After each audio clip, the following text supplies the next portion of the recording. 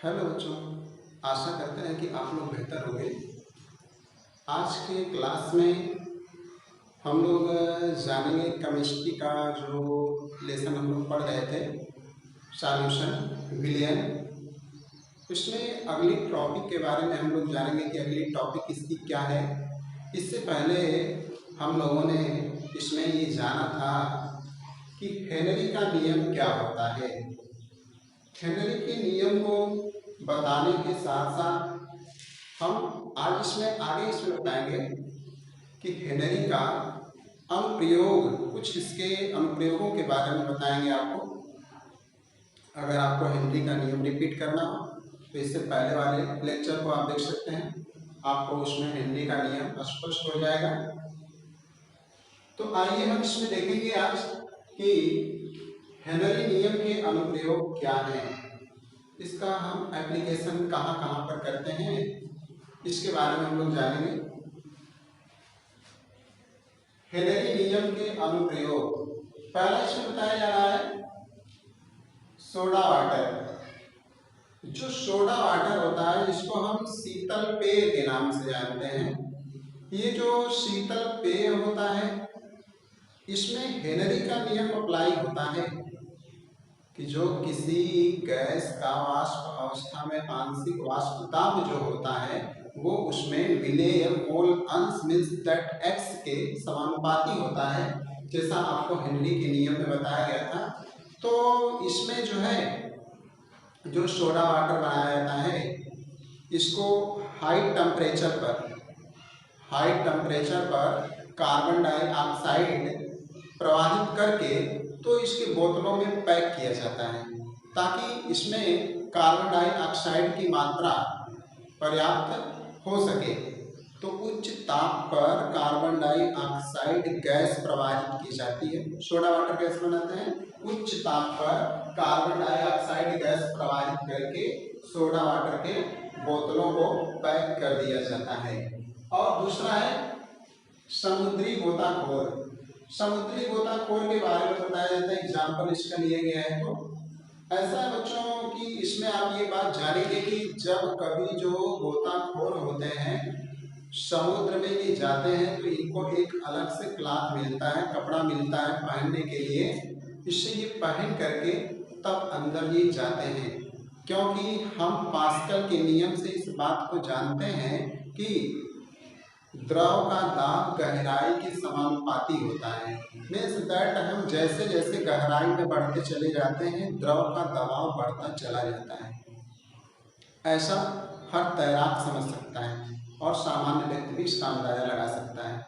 गहराई बढ़ने के साथ साथ द्रव का दबाव भी बढ़ता जाता है, इसलिए जो समुद्री गोताखोर होते हैं उस दबाव को सहने के लिए उनको अलग से कपड़े दिए जाते हैं। बट समस्या ये होती है कि जो वो ऑक्सीजन लिए होते हैं ना, उस ऑक्सीजन के लिए ऑक्सीजन उनको लेने के लिए जब वो नीचे जाते हैं जल का दबाव बढ़ता चला जाता है। तो आप समझिए कि जैसे आप साइकिल में पंप से हवा भरते हैं तो जब दबाव डालते हैं तो अधिक से अधिक हवा आपके ट्यूब में चली जाती है।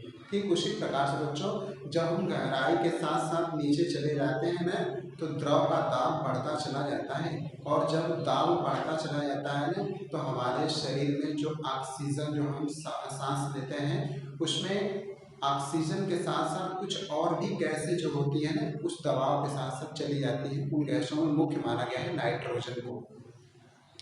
तो नाइट्रोजन गैस भी उस बॉडी में ऑक्सीजन के साथ पहुंच जाया करती है। जब वो भी शरीर में पहुंच जाती है, पहुंचने को तो पहुंच गई, बट जब गोताखोर ऊपर आने लगता है, जब वो ऊपर आने लगता है और समुद्र की सतह पर आती है तो वो गैसें निकल नहीं पाती हैं, और वो हमारे जो वेल्स होती है, जो नसें होती हैं, जो शिराएँ होती हैं, जो केशिकाएँ होती हैं, इनमें बुलबुले के रूप में छोटे छोटे बुलबुलों के रूप में हमारे इन नसों में स्टोर कर जाते हैं, जमा हो जाते हैं, जिससे अथाह पीड़ादायक दर्द उत्पन्न होता है, असहनीय दर्द उत्पन्न होता है, जिसके वजह से इसे हम बेंटस के नाम से जानते हैं। याद रखेंगे ये जो उनको समस्या उत्पन्न होती है इसको घातक समस्या का नाम दिया गया है बेंटस।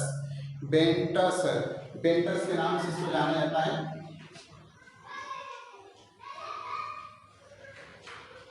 ये बेंटस, ये समस्या यहाँ पर उत्पन्न हो जाती है।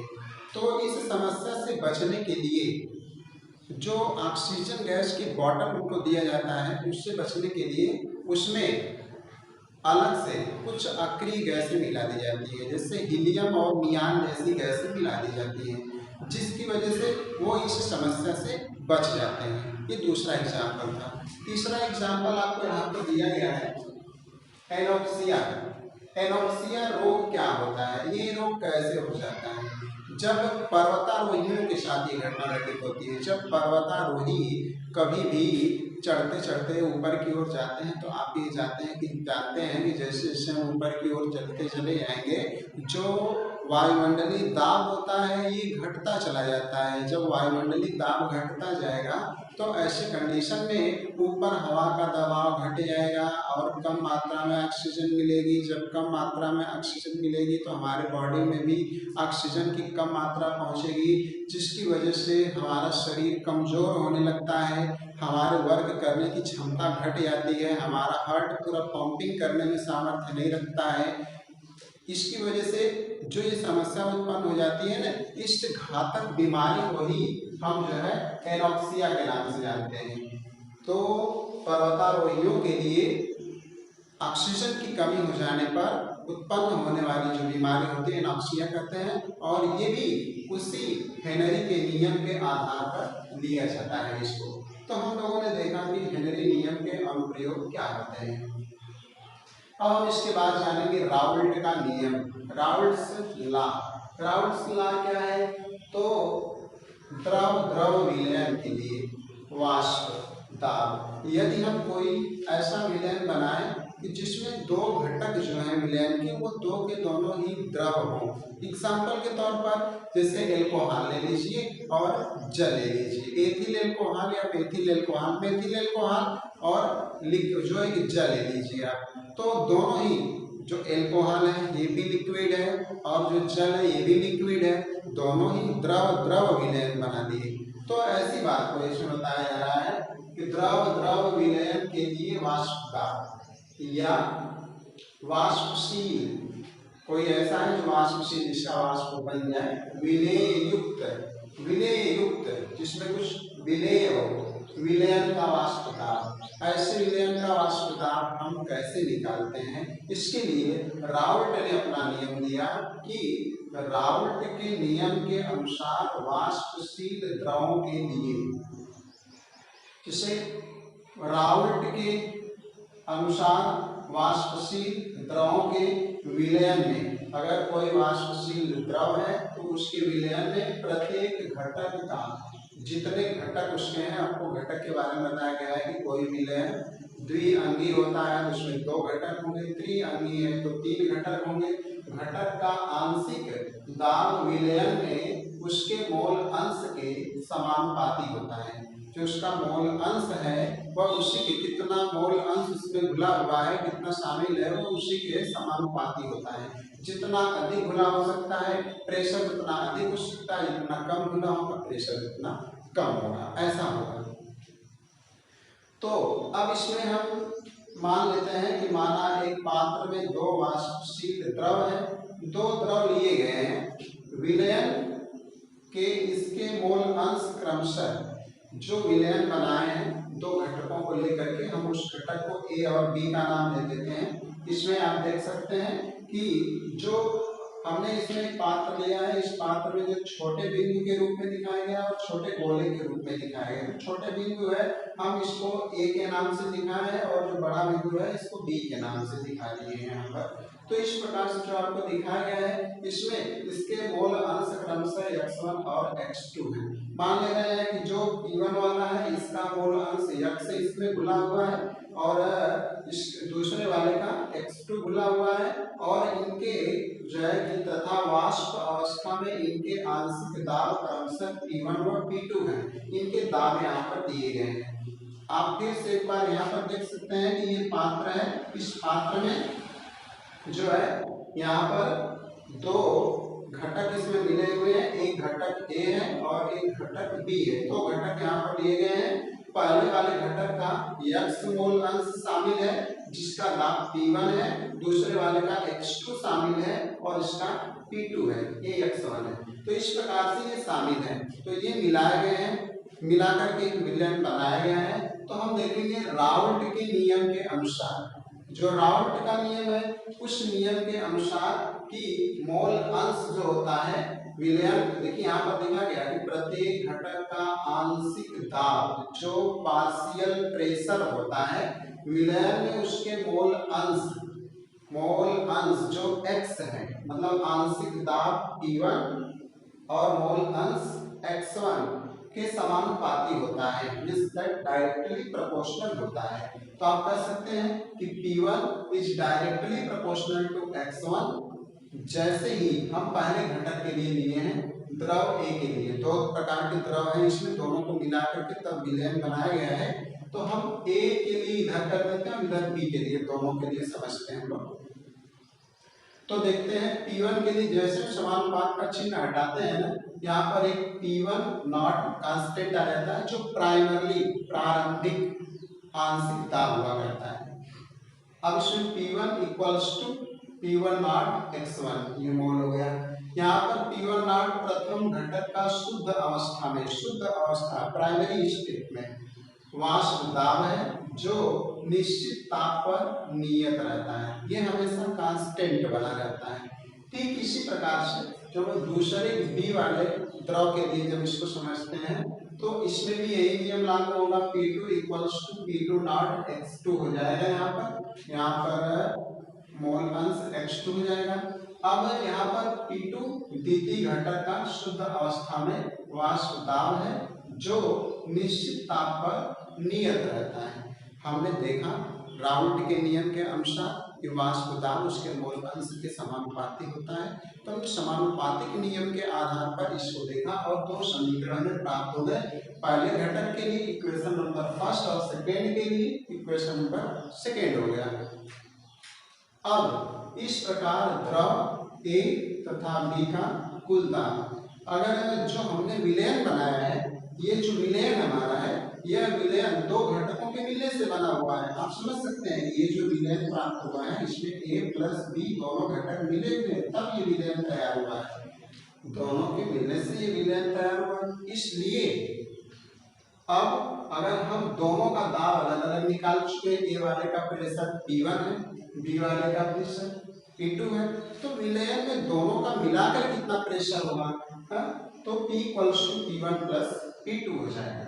और P1 तथा P2 का जो वैल्यू है, इसका ये वैल्यू और इसका ये वैल्यू उठा करके अगर हम इस इक्वेशन में पुट कर दें तो हमें क्या होगा, क्या प्राप्त होगा। देखिए हम यहाँ पर ये पुट कर दिए, रख दिए इसको।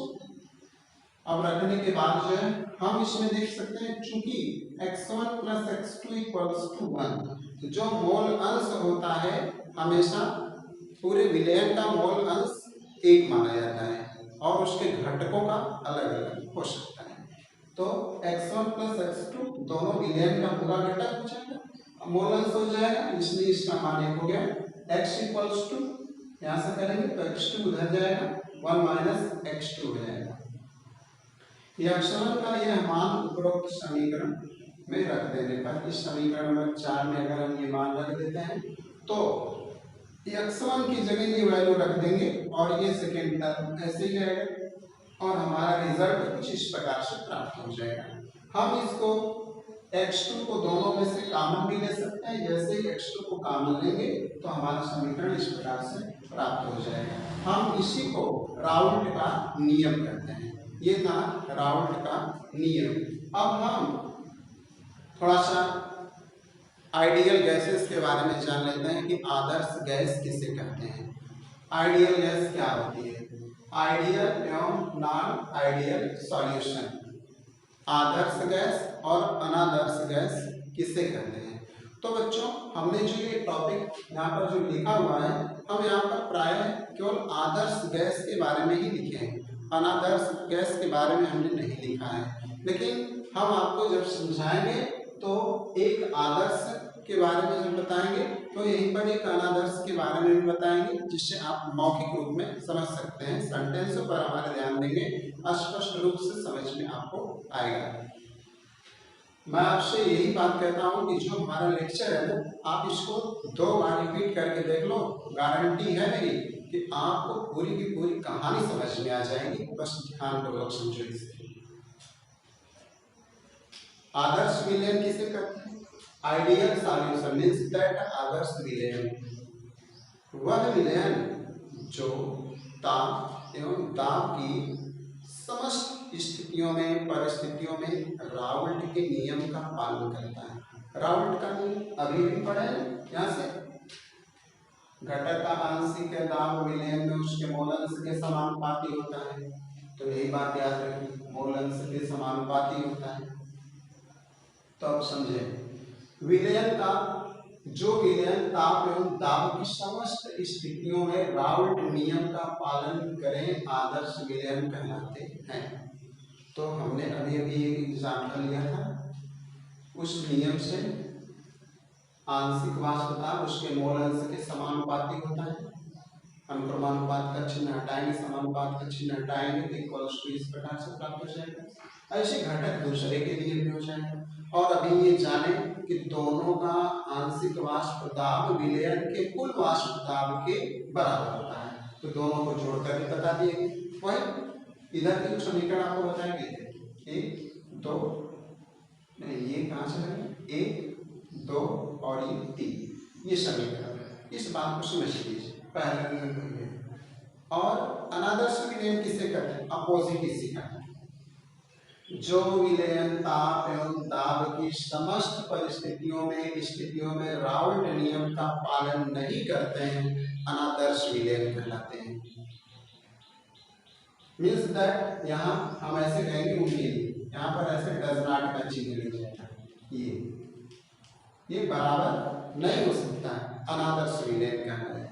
दूसरी बात, विलयन का कुल आयतन दोनों घटकों के कुल आयतन के योग के बराबर होता है। जो विलयन का पूरा आयतन होता है, जैसे ये जो पूरा आयतन बना हुआ है, ये इतना ए के और बी के मिलने से बना हुआ है। तो इसका पूरा आयतन नाप ले जितना है। अब क्या काम करें, ए वाले का आयतन नापें, पहले अलग रखे रहेंगे ना, ए वाले को फिर बी वाले को, तब न मिलाएंगे, तब जाकर टी बनेगा। पहले ए वाले का आयतन माप लें, फिर बी वाले का आयतन माप लें, फिर दोनों को मिला दें, मिलाने के बाद जितना बना उसका आयतन माप लें। तो ऐसे कंडीशन में आपको ये मिलेगा ना कि अंतर कुछ नहीं मिला, मतलब इसमें अंतर यहाँ पर हमने बताया है कि जो पहले वाला था दोनों अलग अलग। सपोज दैट मैं आपको बताता हूँ कि आप 2 गिलास में पानी ले लीजिए, 2 गिलास में, इसमें आधा लीटर पानी, इसमें आधा लीटर पानी। अब दोनों आधे लीटर है पानी का, मतलब अब ऐसे थोड़ा सा मिस्टेक हो गया, एक में पानी ले लीजिए और एक में एल्कोहल ले लीजिए, दोनों आधे लीटर है, ठीक है। अब इसमें आधा लीटर है, दोनों को एक तीसरे पात्र में डाल दीजिए। जो तीसरे पात्र में डालेंगे आयतन 1 लीटर होगा, आप समझ जाओ, कन्फर्म है 1 लीटर आयतन हो जाएगा। मतलब अब क्या होगा, ये आधा अगर हम जोड़ दें तो आधा 1 हो गया। इस 1 में से वो वाला 1 जो हमने बनाया घटाएंगे, कोई अंतर मिलेगा नहीं, दोनों ग्लास वाला मिला करके और जो वो पूरा बना है 1 लीटर, वो दोनों बराबर है, 1 लीटर दोनों हो गए, तो अंतर क्या हो जाएगा, 0 हो जाएगा। ये मिश्रण मतलब विलयन का अंतर, दोनों का अंतर 0 आएगा। तो इसलिए दोनों का आयतन आपस में बराबर होता है। बट अनादर्श विलयन में क्या होता है ना, अनादर्श विलयन में ये दोनों बराबर नहीं होते हैं। आधा लीटर लेकर के हम मिलाएंगे ना, मिलाने के बाद जो बनेगा वो 1 लीटर नहीं होगा, या तो थोड़ा सा अधिक हो जाएगा या थोड़ा सा कम हो जाएगा 1 लीटर से। ऐसे को हम कहते हैं ये अनादर्श विलयन है। थर्ड स्टेप पे पहुंचते हैं, विलेय तथा विलायक को मिलाने पर। जैसे विलयन बनाने के लिए 2 चीजों की आवश्यकता होती है, एक विलेय होता है, दूसरा विलायक होता है। तो विलेय और विलायक को मिलाने पर, जब विलेय और विलायक को हम मिलाते हैं तो उसमें परिवर्तन नहीं होता, मतलब कि उसमें उष्मा, जैसे आप कुछ पदार्थों को मिलाते हैं तो या तो उसको उष्मा अलग से देनी पड़ती है मिलाने के लिए, या तो जो है कि वो उष्मा को, जैसे वो क्या बताते हैं आपको, चूना अगर पानी में आप मिलाते हैं, अनबुझा चूना अगर आप पानी में मिलाते हैं तो उसमें से उष्मा निकलती है। आप ही समझ सकते हैं बात को। तो कुछ पदार्थों को मिलाने पर ऊष्मा बाहर निकलती है और कुछ पदार्थों को मिलाने पर ऊष्मा उनको देनी पड़ती है मिलाने के लिए, घोलने के लिए। जैसे आप समझ सकते हैं कुछ पदार्थों को ऐसे मिलते नहीं हो तो उसको हीट करते पकाते हैं तो मिल जाते हैं, घुल जाते हैं उसमें, तो बात को समझे। लेकिन इसमें क्या होता है, अगर आदर्श विलयन है तो आदर्श विलयन के लिए तो ऊष्मा का जो परिवर्तन होता है ये शून्य होता है। पहले अलग अलग थे तो जो ऊष्मा थी दोनों की, मान लीजिए 25 डिग्री सेल्सियस 25 डिग्री सेल्सियस, फिर इसको मिला दी, मिलाने के बाद मिल भी गए लेकिन फिर उसका ताप 25 रह गया। न तो उसको मिलाने के लिए अलग से देना पड़ा, न तो वो मिलने के बाद उसमें से कुछ ऊष्मा निकली, बराबर रहेगा। तो इसलिए ऊष्मा परिवर्तन इसमें शून्य हो जाता है। अगला स्टेप, शुद्ध अणुओं के मध्य, जो शुद्ध अणु होते हैं, शुद्ध अणुओं के मध्य उतना ही आकर्षण होता है जितना विलयन के घटकों के मध्य। जैसे हमने अलग अलग आधा आधा लीटर लिया है तो आधा लीटर ये है पानी, पानी के अणुओं के बीच में, पानी का हर एक अणु एक दूसरे को खींचेगा तो उनके बीच में बल लगेगा, जितना बल लग रहा है ये बल, प्लस यहाँ पर जो एल्कोहल लिए हैं इसमें दूसरे वाले पात्र में, इसमें भी अणुओं के बीच में, एल्कोहल के अणुओं के बीच में जितना बल लग रहा है ये बल, दोनों बलों के बीच अगर हम दोनों को मिला दे रहे हैं, मिलाने के बाद उसमें भी ये बल रहेगा। लेकिन अब अगर आप सोचें कि ये बल बदल जाएगा तो ऐसा कुछ नहीं है, उसके बीच में जो आकर्षण बल होता है वो वही बना रहता है, एल्कोहल वाले का एल्कोहल जैसा रहेगा और द्रव जो जल है जल की तरह से रहेगा। अर्थात हम कह सकते हैं इनके बीच में जो आकर्षण बल होता है इसके बलों में किसी भी प्रकार का कोई अंतर नहीं होता है, हाँ उतना ही आकर्षण रह जाता है। तो अब इस प्रकार से एग्जाम्पल इसका देख लेते हैं। एग्जाम्पल हो गया हेक्सेन और हेक्टेन हो गया, जैसे आदर्श विलयन का। इधर जो हमने लिखा एग्जाम्पल आदर्श विलयन का और इधर अनादर्श विलयन का। ये हेक्सेन हेक्टेन हो गया, यहाँ पर मेथिल अल्कोहल हो गया, एथिल अल्कोहल हो गया, क्लोरोबेंजीन हो गया और ब्रोमोबेंजीन हो गया। फिर इधर एथिल अल्कोहल और बेंजीन हो गए। फिर इधर नाइट्रिक अम्ल हो गया जल के साथ, और हाइड्रोक्लोरिक अम्ल हो गया जल के साथ विलयन तैयार, विलयन में उसको समझेंगे, जल अगर है तो उसका विलयन हो गया। तो इस प्रकार से हम लोगों ने इसमें देखा कि हेनरी नियम के अनुप्रयोग क्या होते हैं, राउल्ट का नियम क्या होता है, और राउल्ट नियम पर फिर हमने देखा इस पर आइडियल और नॉन आइडियल सॉल्यूशन क्या होता है। अब हम थोड़ा सा ये देख लेते हैं आदर्श जो विलयन होता है, जो आइडियल सॉल्यूशन होता है, ये बच्चों ये भी कुछ प्रकार का होता है। तो आइडियल सॉल्यूशन आपको बताते हैं, जो आदर्श विलयन होता है ये दो प्रकार का होता है। आदर्श विलयन दो प्रकार के कौन कौन से होते हैं, एक ऐसा विलयन जो राउल्ट के नियम से, ये जो राउल्ट का नियम आपको समझाएगा, जो राउल्ट का नियम है, राउल्ट के नियम से कुछ ऐसे होते हैं जो धनात्मक विचलन प्रदर्शित करते हैं और कुछ ऐसे होते हैं जो ऋणात्मक विचलन प्रदर्शित करते हैं। तो ये दो प्रकार के होते हैं। आदर्श विलयन दो प्रकार के होते हैं, पहला वह विलयन जो राउल्ट के नियम से धनात्मक विचलन प्रदर्शित करता है, और दूसरा जो राउल्ट के नियम से ऋणात्मक विचलन प्रदर्शित करता है, जो यहाँ पर आपको समझाया गया है, हाँ, आइडियल और नॉन आइडियल गैसेस के आधार पर। अब आपको समझो यहाँ से, अगर धनात्मक विचलन प्रदर्शित करता है तो P1 वाला मान अधिक होगा, ये वाला मान कम पड़ जाएगा, पहले अधिक होगा फिर बाद में ही कम पड़ जाएगा धनात्मक विचलन के लिए, और ये भी ऐसा हो जाएगा, ये भी ऐसा हो जाएगा धनात्मक विचलन के लिए, बात को समझो। और ऋणात्मक विचलन के लिए क्या हो जाएगा, ऋणात्मक विचलन के लिए ये चिन्ह बदल जाएगा, ऐसे कम हो जाएगा देखो। या उसको कह सकते हैं कि अगर धनात्मक विचलन है तो P1 का मान धन में आएगा, अगर ऋणात्मक विचलन है तो P1 का मान ऋण में आएगा, ऐसा समझ।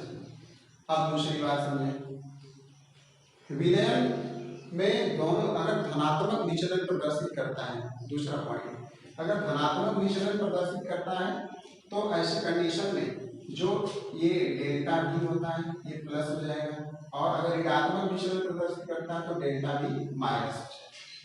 और तीसरा, अगर धनात्मक विचलन प्रदर्शित करता है तो जो डेल्टा H होता है ये प्लस हो जाएगा, अगर ऋणात्मक विचलन प्रदर्शित करता है जो डेल्टा H है ये माइनस में आ जाएगा।